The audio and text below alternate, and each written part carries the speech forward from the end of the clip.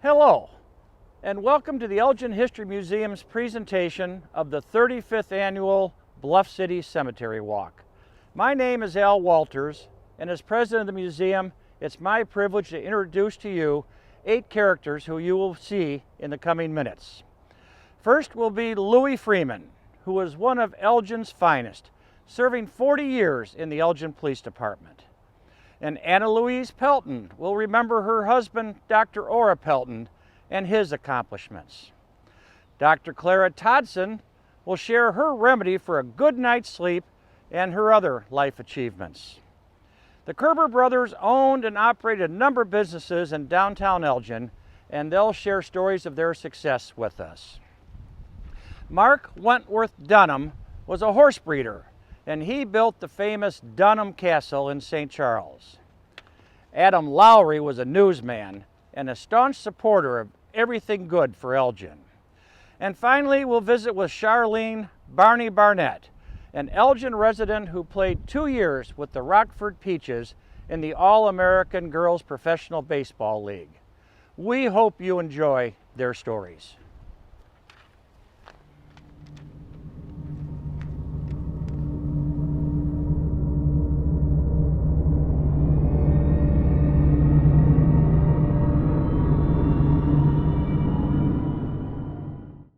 Louis Carl Freeman here. My friends call me Louie.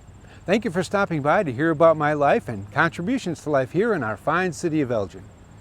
A little bit about me. I was born in 1854 in the German state of Prussia. My parents brought our family to America when I was an infant. In fact, I celebrated my first birthday on a ship crossing the ocean. It's true.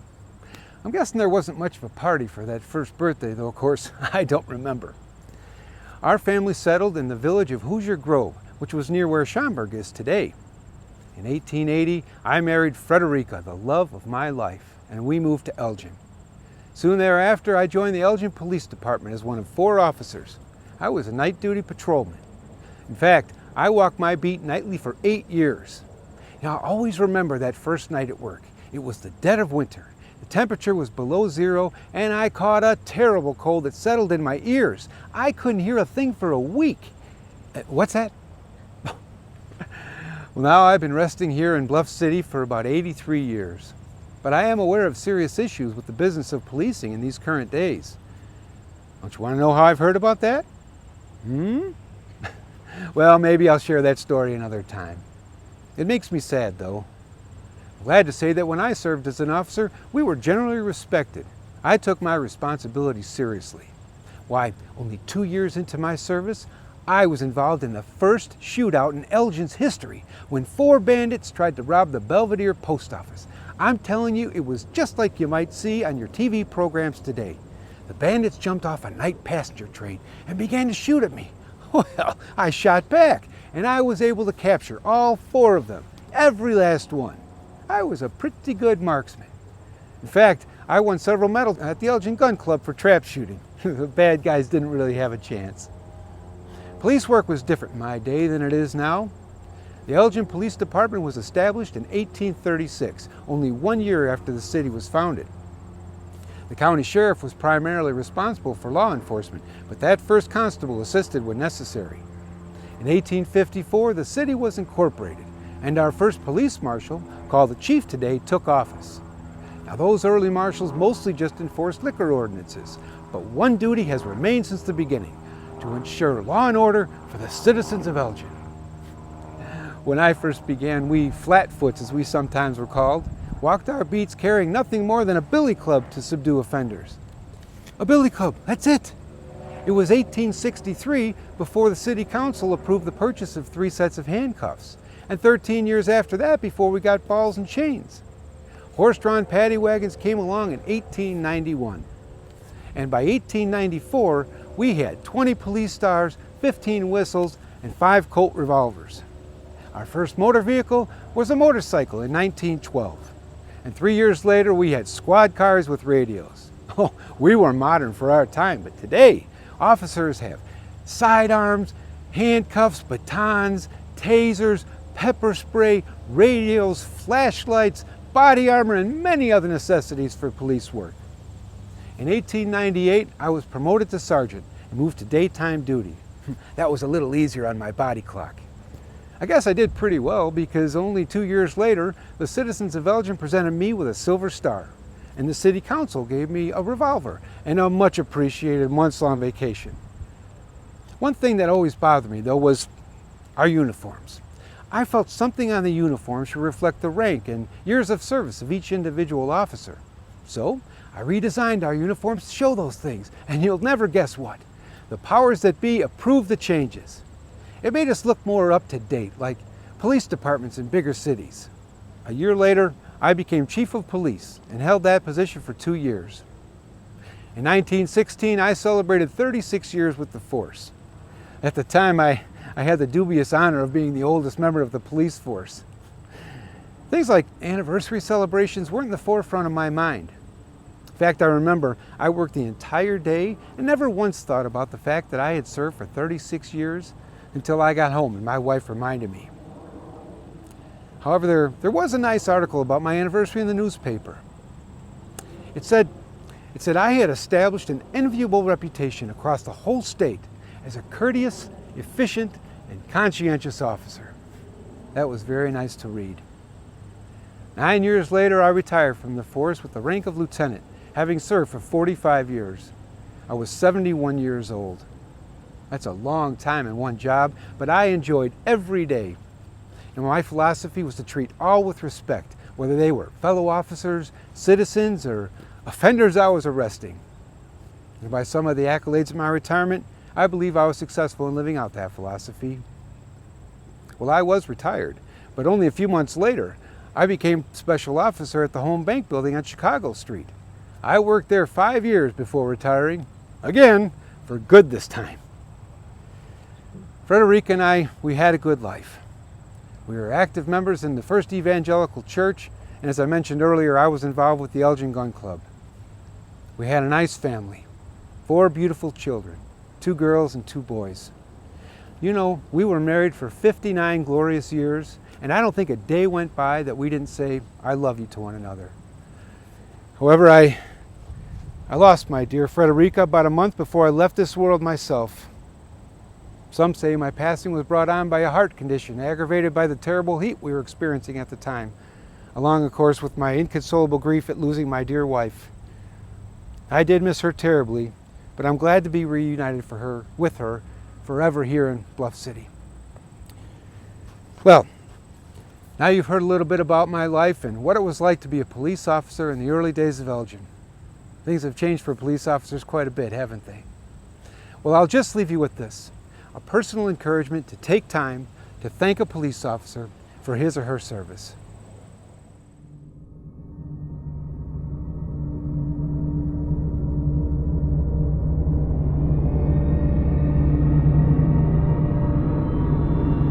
I'm Anna Frary Pelton, actually Anna Louise Frary Pelton, of the Elgin Fraries, though I lived here in Elgin from 1882 until 1933.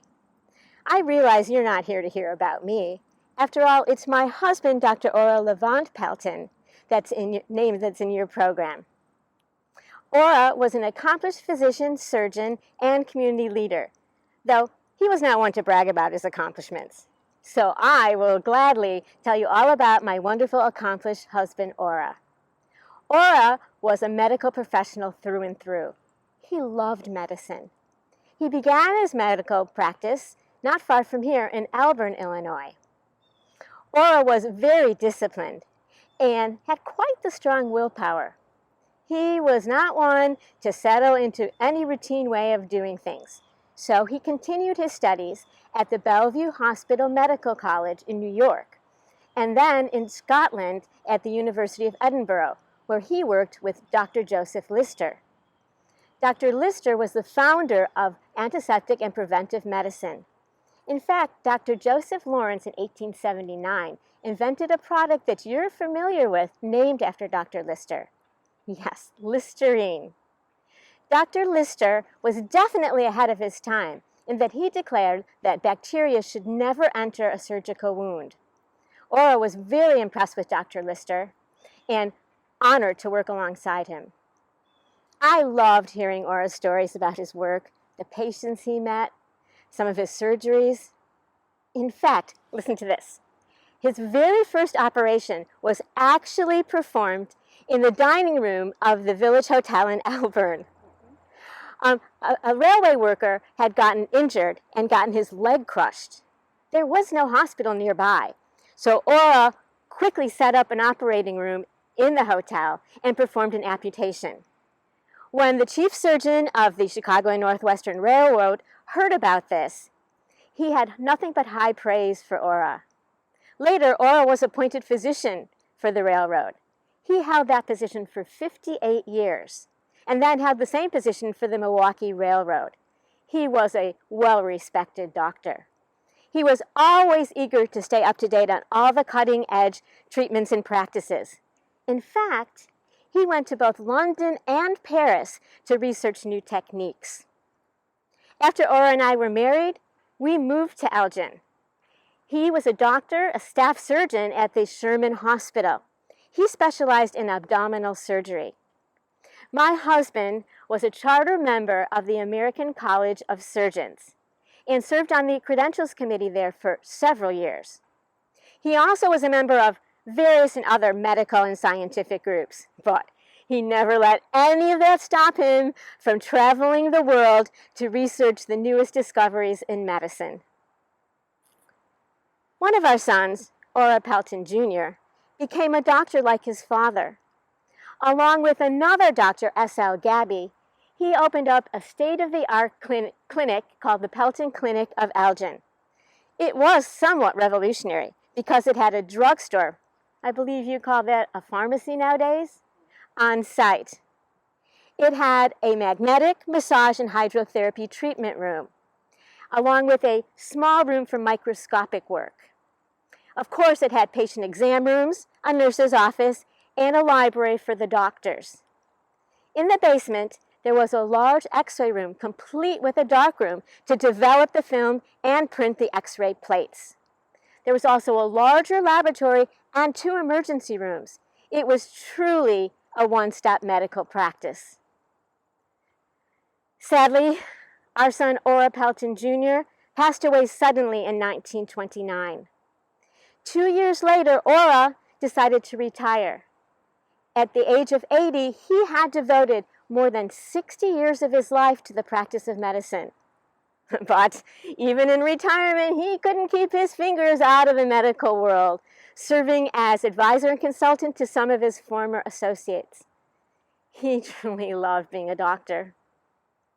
Unfortunately, the Pelton Clinic closed in 1942. It was a casualty from World War II. The doctors then were being drafted into the Army. The Pelton Clinic served the city of Elgin very well for almost 25 years. Now, I don't want you to think that I was just sitting at home, lounging around, drinking tea and eating crumpets. We had 4 children, and they kept me quite busy. I also served with several civic organizations such as Elgin's Women's Club and the Every Wednesday Literary Club. I truly enjoyed those activities. However, my first love was always my home and family. I loved keeping a nice home for my husband and children and entertaining our broad circle of friends. Now, Ora's medical practice was very successful, and that meant that he became quite wealthy. Now, I realize that it's gauche to discuss money. However, my husband was considered one of the well-to-do citizens of Elgin. He became a stockholder and director of the Home National Bank and a stockholder of the Home Savings Bank, along with the Elgin, Aurora, Carpentersville Railway, electric railway. He also had some interests in a successful farm in Kansas. Now, I'd like to tell you about our legacy that still remains for the city of Elgin. It is our lovely home that's still standing at 214 South State Street. It is one of the most attractive homes in Elgin. Ora and I together developed the plans for our home, and I loved decorating and furnishing it. We entertained many of our friends there over the years.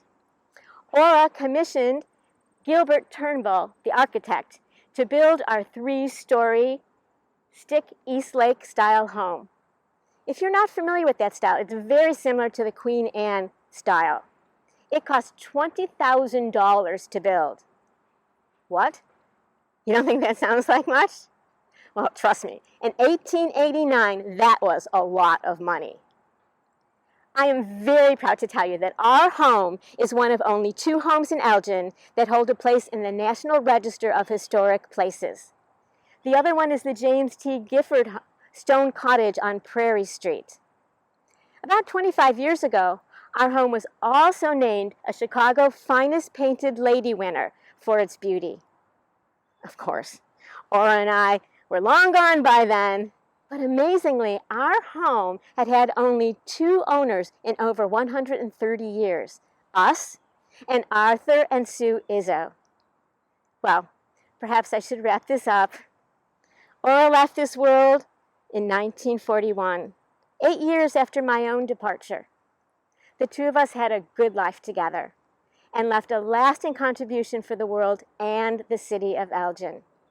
So, if you have some time, why don't you drive by 214 South State Street and actually see with your own eyes our beautiful painted lady?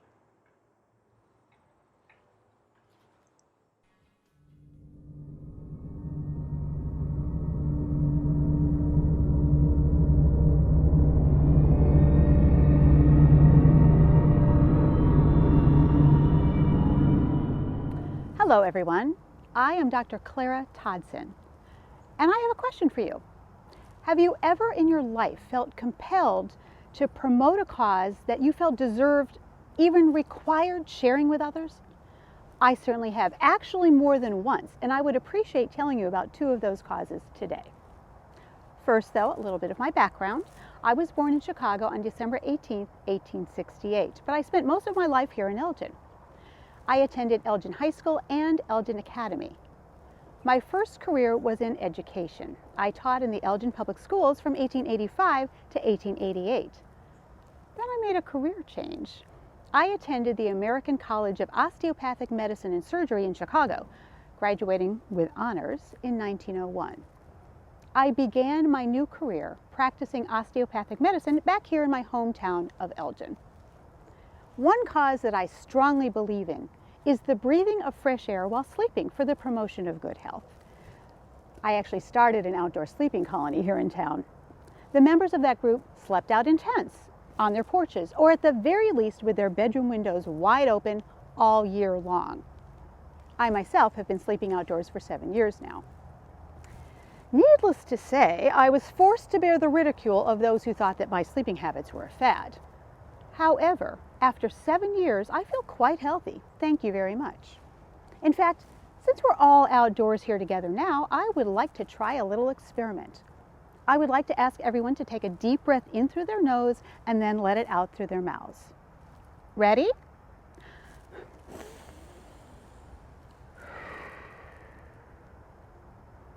There now. Don't you feel better already? Another cause I have worked hard to promote is voting rights for women. I have always felt that the privilege and the right to vote was an important part of my civic duty. Voting rights for the women of Elgin and the women in all of Illinois did not come quickly, though. They truly came in fits and starts. In 1869, the first women's suffrage organization in Illinois was founded. There was an attempt made for an amendment to the U.S. Constitution in 1878, but that failed. 13 years later, in 1891, Illinois legislation did approve the right for women to vote for local school officials. My friend Maddie Lowry, oh, you'll meet Maddie's husband here today. Maddie was the first woman elected to public office by the male voters, and then was in 1889, and then was re-elected to the Board of Education when the women of Elgin cast their very first ballots. We were not satisfied with only that voting right, however. Under my leadership, the Civic Equality League was founded in 1909. This was associated with the Illinois Equal Suffrage Association, which was a branch of the Women's National Suffrage Association. In order to recruit members for the Illinois Association in the northern part of the state, in the summer of 1910, a number of automobile tours were organized. Maddie Lowry and I joined the group in Elgin. We drove around the Elgin Business District and invited women to meetings at Fountain Square, at the Watch Factory, and at the D.C. Cook Publishing Company.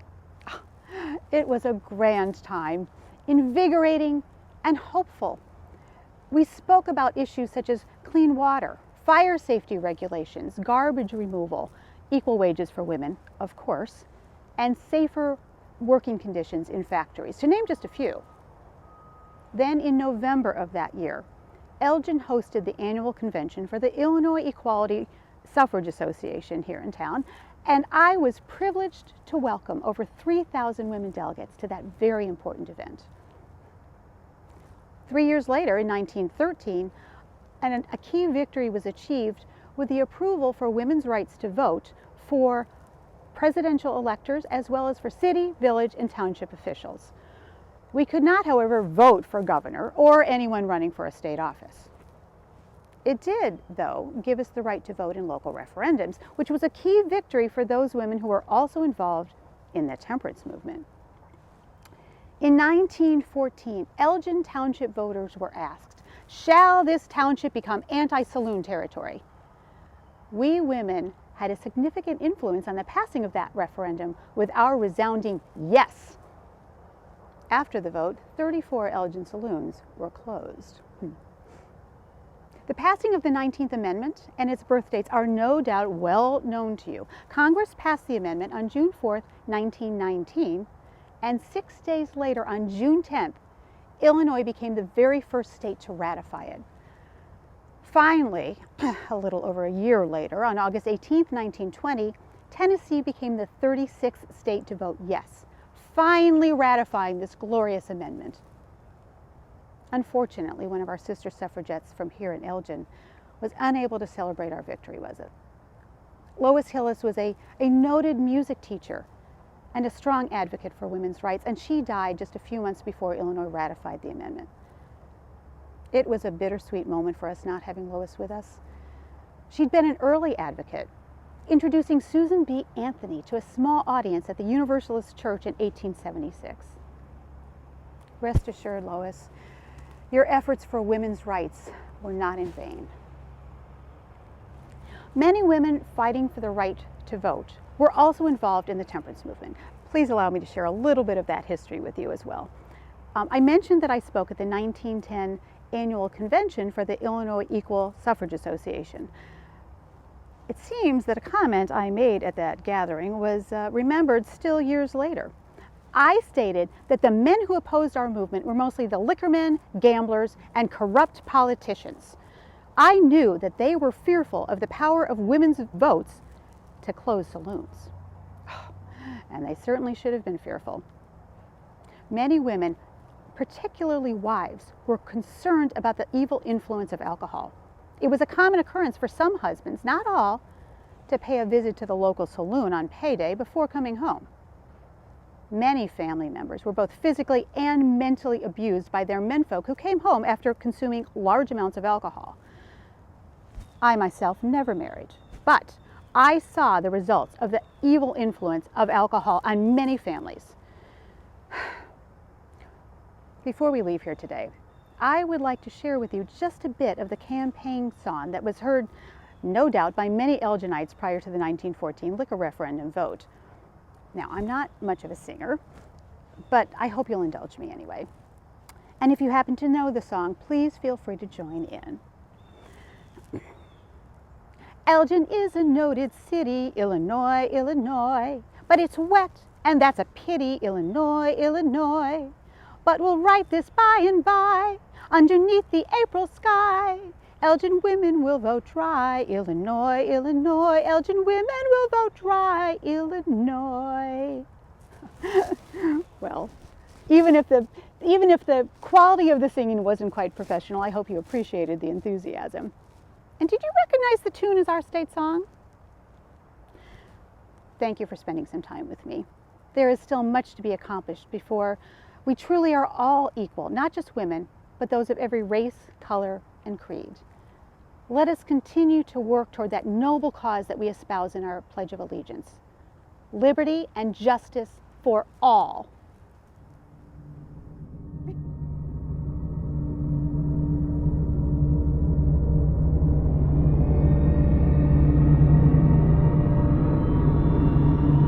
William, you're dreaming real estate again. There's no profit in these small plots here, my man. Eldest brother Charles, I'm just romancing my glory days, those real estate and bank deals I did. Now I'm grounded in Bluff City, listening to you ruminate about bringing your piggies to market, and brother Otto over yonder counting his kettles of cod. We did have vision. You were just a smart young pup of 16 when I insisted you go into business with me. Our brother Otto agreed, and he had other plans, which I thought there was something fishy about that. And by heaven, there was. Excuse me, Charles, I was a manly 17 when we inked the deal and all moved here from Kenosha. You were 10 years my senior, but I was no child. Our German-born Fatih expected his sons to work hard, and Muddy drummed housewifely arts into sisters Emma and Louise. Stern taskmasters, excellent training. So we worked. Yes, Otto eventually swam away from Kerber's meat market to own his own seafood business. Fishy plans indeed. William, I think we have visitors. I perceive these locals are here to hear about the great Kerber Country Cure plant. Perhaps some of their sainted relatives even worked there. And I likely sold them land or they rented from me. Smile. Good people, my brother Charles and I, William Kerber, welcome you to the Kerber Packing Company story. It began with our astute purchase of Robert Beckwith's meat market at 36 South Grove Street. Beckwith, a prosperous livestock dealer here, was selling it. In 1883, the three Kerber brothers bought it. Kerbers were back. Yes, Muddy and Fatih. Oh, that is Charles Gustav and his devoted wife, Mary. They returned to Elgin after years away. Father had emigrated here from Berlin in '53 and Mother in '54. He worked down at Panton's Mill in South Elgin. He soon became a naturalized citizen and wed Mary Andorf. What a great match. They worked like fiends and saved like misers. Before too long, they owned their own butcher shop in Kenosha while raising 5 of us. They settled into pleasant retirement at 331 Chicago Street. Unfortunately, Father passed away 5 years later. Father was proud that we were U.S. citizens and that we bought into the meat trade, right, Charles? Beckwith's became Kerber's meat market. And you, wily brother, oh, you married the rich livestock dealer's daughter, pretty, intelligent Alice, in '85, another great Kerber match. The Kerber sons prospered. We were steady, hard-working, God-fearing businessmen. And word spread. Kerber's meat market meant quality. The Kerbers attended First Congregational Church and settled into Elgin community life. In '86, Otto married Elgin's Rose Berna. Next year, Otto left Kerber's to open his fish and seafood business here. I sold you my interest to work at Chicago International Packing Company. Also, when I built my first house, 27 Rugby Street, Mother and Emma came with me. Oh, that beautiful place. It's still a lovely home near Channing Park. Otto and Rose acquired their family home on Ann Street about then. Good location, too. By 1890, you had a stockyard and built a packing house and large ice house to go with it, right on the Fox's west bank. Smart move. I was already planning my next strategies on Elgin's real estate. Well, Kerber pork was king, and you wanted back in, half the company, in fact. We agreed. In '93, we started expanding the plant. The electric trolley from Kerber Station to the plant really pleased the employees. And then our retail store down near City Hall turned a good profit. Even better when we moved it to 5658 Grove. And then Kerber Packing went wholesale. And as transport systems improved, we were able to compete with Chicago bigwigs all across Northern Illinois. You predicted that, didn't you, Will? Oh, yes. While working for International, By 1890, I was already speculating real estate too.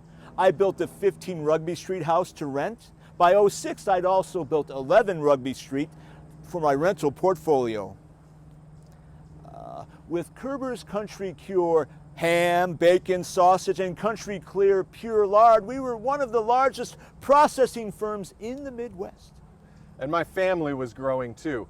In '98, I bought Alice our house at 440 Chicago. Marie was 1. By '01, I was already remodeling it in anticipation. And soon, our daughters, Edna Louise, Harriet, and Ruth came along. We lost Harriet when she was only 5. Our other dear girls kept us going through that time. The Kerbers have a strong sense of family and community service. Alice's heart was dedicated to the Larkin Home for Children. I mean, you and I were active members in the new Elks Lodge, and later I joined the Moose Lodge and the Union League Club. Yeah, but I was restless. Meat was your life. You held Kerber's controlling interest and built that modern plant, tripling production. By 1915, Kerber Packing had connected with the Illinois Central Railroad. What opportunity! And you were already starting the American Meat Packers Association. But my ambitions were with the Union National Bank and developing lucrative real estate deals.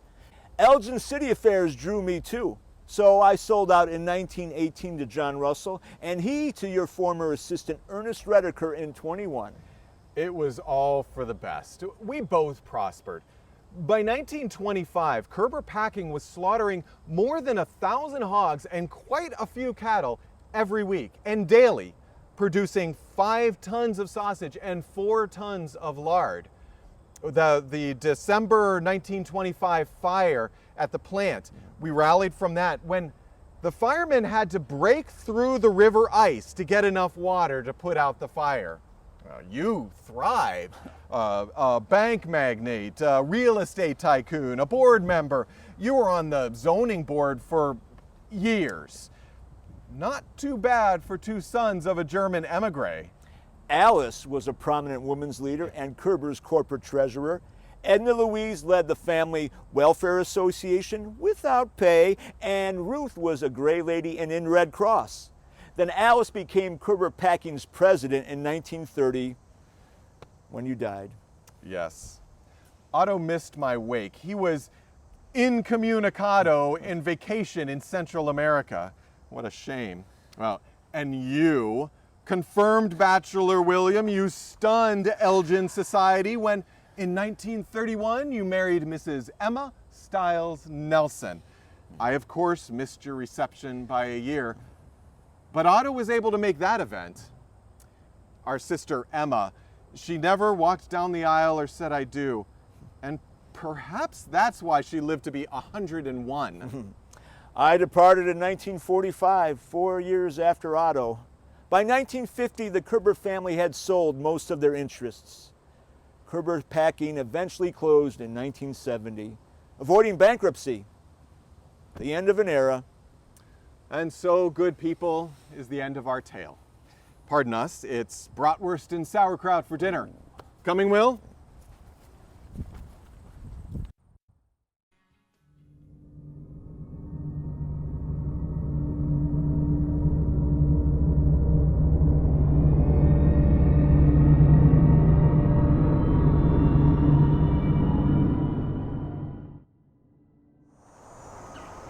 I am Mark Wentworth Dunham. Until my untimely passing in 1899, I was the owner and proprietor of Oak Lawn Farm in nearby Wayne. My father, Solomon Dunham, established Oak Lawn Farm and then gave me the responsibility of running the 300-acre place at just 15 years old. He knew I would learn by doing, and it was hard work, but through it I developed a can-do attitude that simply meant obstacles were opportunities to learn. Of course, my father was around to give any needed advice. But in 1864, when I was just 22 years old, my father passed away, and Oak Lawn became completely my responsibility. I was ready to handle the job, but one of the first obstacles I faced was finding a workhorse to manage the farm equipment just developed by Cyrus McCormick, specifically the mechanical reaper to harvest wheat. The horse to pull this machine had to be strong and smart. Well, a few years after Father died, I went to Perche, northern region of France, to research Percheron horses. Now, this breed is strong, intelligent, and willing to work. And they are tall, sometimes taller than the well-known Clydesdales. I had good instincts as a horse breeder and bought my first one, Success, for $3,300. That may not sound like a lot of money to you, but at the time it was roughly 6 years of wages for an American worker. Success was a beauty, and for a long time he was the stud horse at Oak Lawn. In fact, generations of the prize winners in all of America and France were his descendants. Another horse called Brilliant was so good and popular as a stud that parts of his family tree are probably still around in your time. So my Brilliant Success, pardon me, couldn't help myself, my good judgment as a breeder led Oak Lawn to being the largest handler of Percheron horses in the world. We even imported 1,300 horses from France. Oak Lawn saw much more than the French did in developing strong breeding lines. So we had more prize winners than any other breeder or farm in this country. Now, I had another idea that a French coach horse crossed with an American trotter would produce the best carriage horse. And I was correct. My horses were bought by the most influential and successful breeders of the day, and through that, we became internationally recognized as the best horse breeding establishment. Now, success as a horse breeder did bring financial success, and that allowed me to purchase more land for the horses and Oak Lawn, increasing our holdings from 300 to nearly 2,000 acres. As far as horse purchasing ventures, my wife Carrie often came to France with me. We toured the beautiful countryside together and were both impressed by the magnificent castles we saw there. So of course, Carrie and I built our own castle in Wayne, Illinois, based on the majestic ones we saw there. I hired a local architect, well known at the time, Smith Hogue. Well, we designed it together, and it took nearly 4 years to complete that castle and cost $22,000. Quite a lot. Castle had 3 floors with 6 rooms on each floor, topped by a slate roof. And outside it was surrounded by wonderful gardens, ponds, and a gently sloping lawn. Inside, wood parquet floors, statues, gorgeous tapestries, and expensive artwork. It truly was beautiful. During the Columbian Expedition of 1893, many famous people, such as Cyrus McCormick and George Pullman, took the train ride out from Chicago to see the castle and my Percherons. And in the 20th century, the Dunham Castle was even a retreat for politicians like Adlai Stevenson and Everett Dirksen. Those are facts. But over the years, there have been many rumors about the castle. One is that I had the stone shipped from France to build it. Not true. The castle is made with pressed brick from Milwaukee, based on a foundation of Batavia stone. Another rumor is that the castle is haunted. If so, it's not by me. That rumor was never substantiated. Since I left this life, the castle has been sold many times. but it has essentially remained useful and functioning thanks to the efforts of my granddaughter, Jane. Now, much of the land surrounding the castle has been sold away, but the castle still stands. At one time, the lower floors were divided into 4 interior apartments without compromising the original framework and structure. That was thanks to Jane. She also managed to rescue many of the items in the castle. The furnishings, the artwork, and the artifacts were all sent to a museum in St. Charles. And when that museum closed, all the castle memorabilia was shipped to the History Museum in Wayne. The castle is currently a private home again. When I left my home and my world in 1899, I was just 56 years of age. One of my horses had an inspected hoof, so I went over to inspect it, and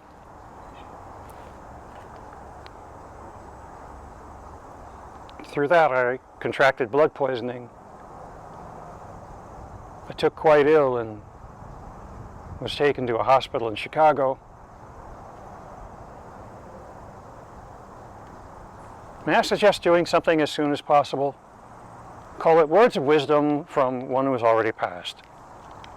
Make your will. Make your final wishes known. I did so just 24 hours before my demise from that Chicago hospital bed. Made it just under the wire.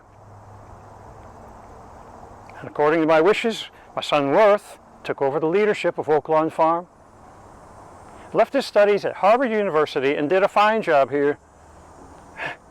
Worth ran Oak Lawn for 30 more years until motorized farm machinery and the Great Depression forced it to close. Nearly 100 years of Dunhams in the castle at Oak Lawn Farm. I suppose all good things must pass. Speaking of which, thank you for your attention and your interest. Safe travels.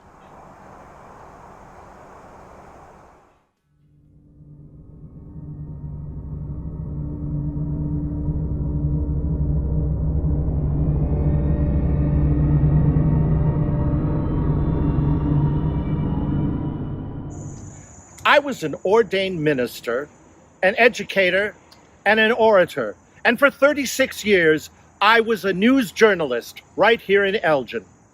My name is Adam Lowry. I was born in Coldstream, Berwickshire, Scotland, October 29th, 1836. When I was 6 years old, my family emigrated to the United States and settled in Cleveland, Ohio. I was educated there and went through high school, and when I graduated, I enrolled in Adrian College in Adrian, Michigan. After graduating, I returned to Ohio, and I served as a school principal and then as a superintendent in both Bellefontaine and Marion, Ohio. During this time in Ohio, I became an ordained minister, and I preached throughout the area. I then returned to Adrian College and served as professor of English literature and political economy. I held that post for 15 years, 2 of which I served as college president. I was pleased with my work in Adrian.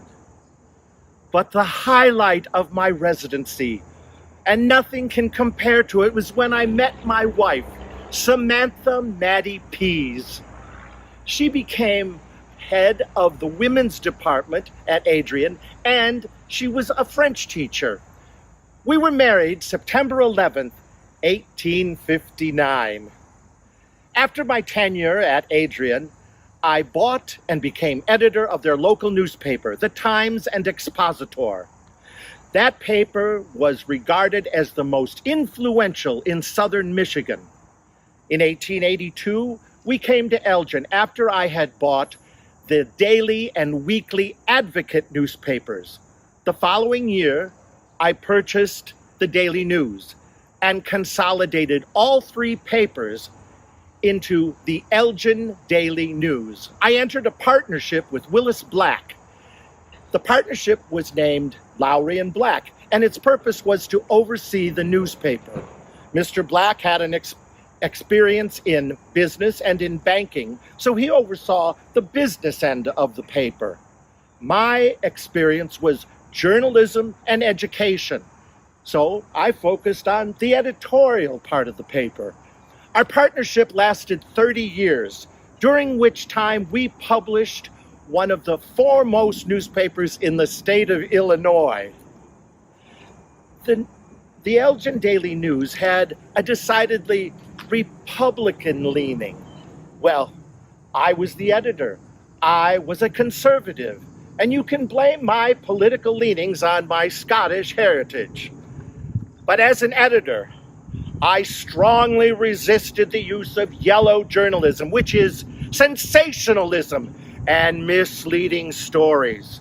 I advocated for objectivism, and we strove to maintain the dignity of journalism.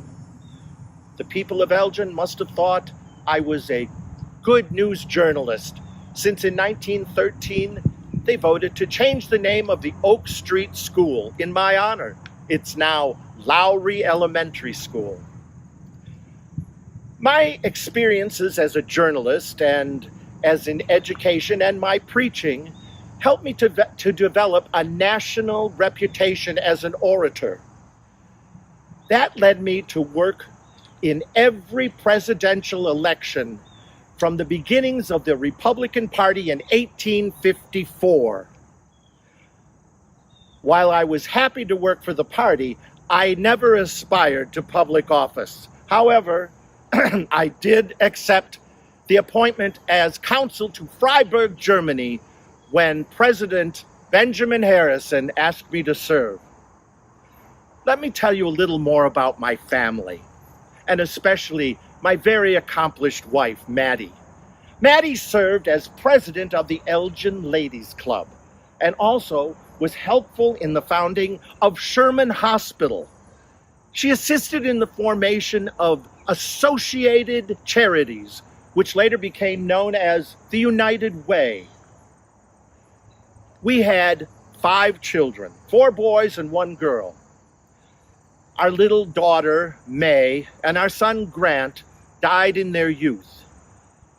Our next eldest son was Harry. Harry was a newspaper man. He worked with me for a short time and then went to the Detroit Evening News. After a while, he returned and began a promising career with the Chicago Times-Herald.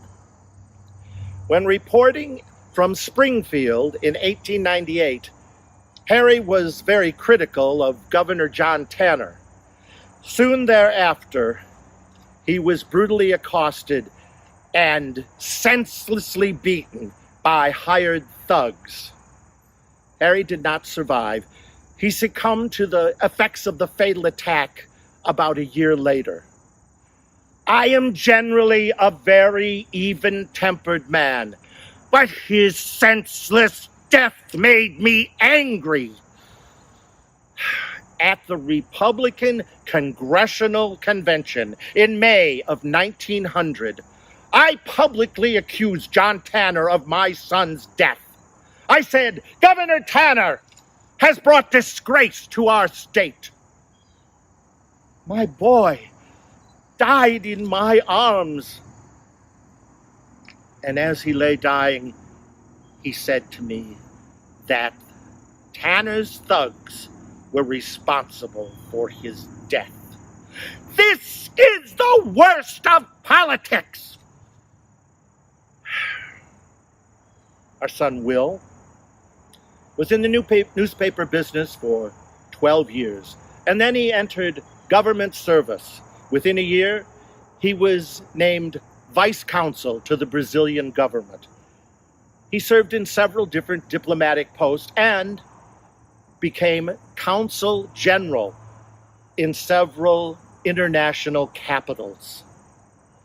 Our youngest boy, Alfred Richard Lowry. Everyone knew him as Dick Lowry. Well, Dick Lowry went to Yale and graduated in 1899. He then came back to Illinois and went to Northwestern Law School. He was admitted to the Illinois bar in 1903. He practiced law for a few years, but then Dick came with me as my assistant at the Daily News. Eventually, he became editor. When the Daily News merged with the Elgin Daily Courier, he became associated editor of the Elgin Daily Courier News. I am proud of my family, and I am happy with the work that I have done. When I turned 80 years old, I was presented with 80 roses, and each stem had a personal note attached to it. This was an honor. On that day, the employees of the Daily News composed and published a tribute. There are 2 lines in that tribute that are just an honor, and they make me proud. They said, "He could not have been an editor without being constantly and intimately associated with all things political. But his association with those things was that of a statesman rather than a politician." I died almost 3 years later. I worked and lived in Elgin for 37 years, and now I'm a permanent resident of Bluff City. Thank you. Thank you.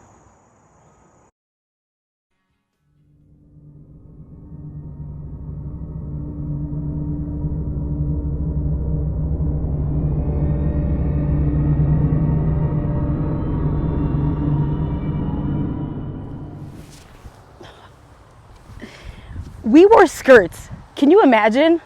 Look like boys, but play like girls. Curl your hair, but be a slugger. Wear makeup while sliding into home. Setting up expectations they could hype. That's what they wanted, folks, the publicity. We were expected to let men whistle at us. And let me just tell you, some of the ladies in this league, they didn't take too kindly to that. We were playing hardball. Oh, sorry folks. I just took off down the old base path and didn't introduce myself properly.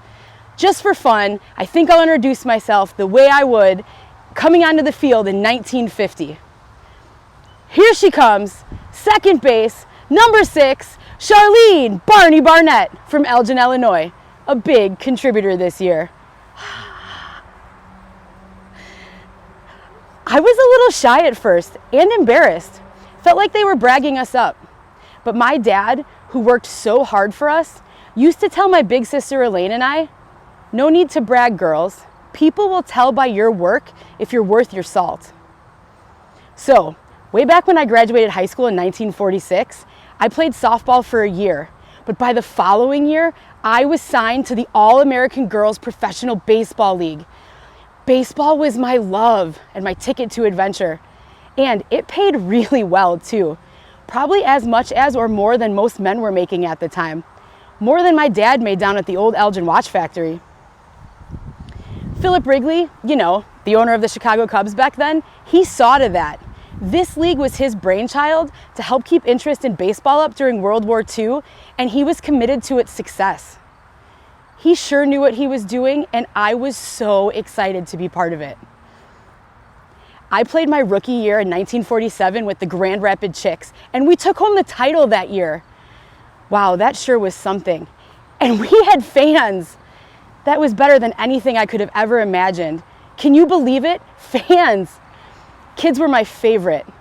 I can still picture little girls with their doll in one hand and Cracker Jack in the other, watching my every move, or little boys waving and swinging their imaginary bats when they caught my eye. That sure made me want to give it my all. Then came the 1948 season. What a disaster. I played 122 games for the Chicago Colleens, and we were so unsuccessful that year that by the end of the season, the Colleens were only allowed to play exhibition games after that. Somebody had to come in last, I guess. But things looked up after that, and for the next 2 years, I played for the Rockford Peaches. Second base, the pivot in the middle, controlling those double plays. That was my specialty. And again, no brag, just stats. I was a decent hitter too, number 5 in the lineup. And get this, in the 2 years that I played for the Peaches, we won the championships. Man, that sure was something. And we loved being prize-winning Peaches. But after 355 games, I could tell it was time to go. The league was changing. In 1948, when pitching changed to overhand, we lost a lot of good talent. And in 1950, when the MLB was recovering from the effects of World War II, and baseball was on television in homes and bars, the public's view, or the public's interest in women's baseball really waned. And men reclaimed the diamond as their domain.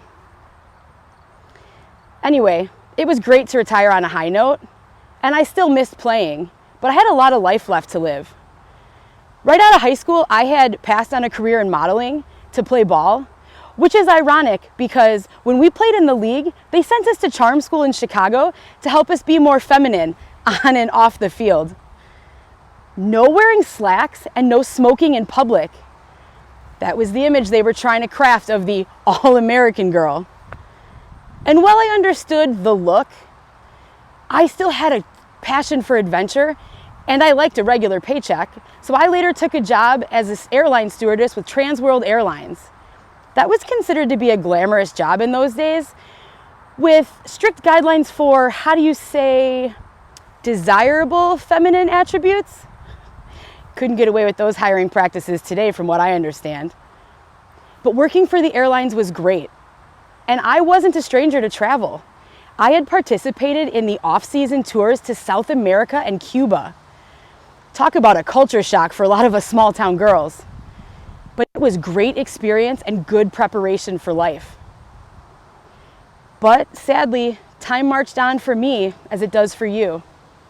In 1979, when that doctor told me I was approaching my final inning at 50 years old, I understood. But you ask any of my teammates, I was never scared to step up to the plate. I had gotten sick, and cancer won. All those years spent up in the air, smiling and serving people, even when I didn't want to, especially during storms, that really prepared me for a rocky fight at the end. But it was a smooth landing, and it brought me back here with you to talk about some of my favorite memories. But it isn't all peaceful on this side either. I didn't live long enough to do those nostalgia reunion games the girls would get to play much later on. So every once in a while up here, the ladies and I will get together and play ball for old time's sake. It truly is a league of our own. And you know when you hear the saying about angels bowling with thunder? I like to think that's us having some batting practice up here. It reminds me of that old victory song that we used to sing. We are the members of the All-American League from cities near and far. We've got Canadians, Irish ones, and Swedes. We're all for one, we're one for all, we're all American.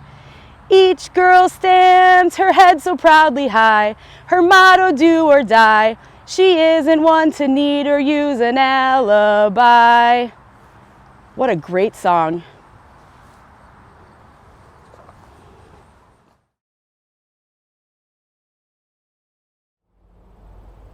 This concludes the 35th Annual Bluff City Cemetery Walk. We hope you enjoyed learning about these individuals and their stories. I'd like to thank the actors and all the volunteers who helped us put together this amazing production. And I'd like to thank you for supporting the Elgin History Museum, and we hope to see you next year at the 36th Annual Bluff City Cemetery Walk.